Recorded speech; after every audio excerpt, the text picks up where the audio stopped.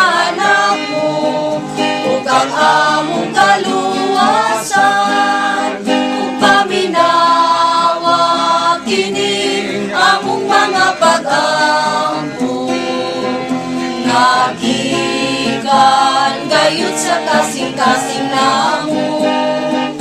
Mga pagtuaw, panibasog ug pagpangaliw mo, luwasa kami sa dayong kasubok.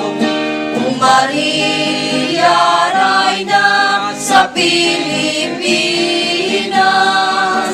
panalipdi kami sa mga kadalaman. Aga ka kami ngadto sa manluluwas. Si Kristo nga anak mo, ug ang among kaluwasan. Si Kristo nga